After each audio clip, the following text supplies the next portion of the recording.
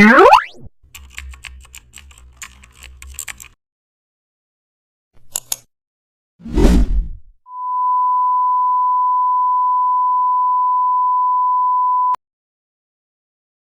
back to the channel. Don't forget to like, share and subscribe for more updates. Today we are exploring an amazing topic of Photoshop, how to create premium text effect using layers styles only.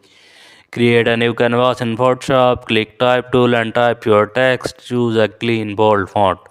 Now press Ctrl plus T and scale text, center it properly. Go to the layers panel, double click text layers, enable gradient overlay.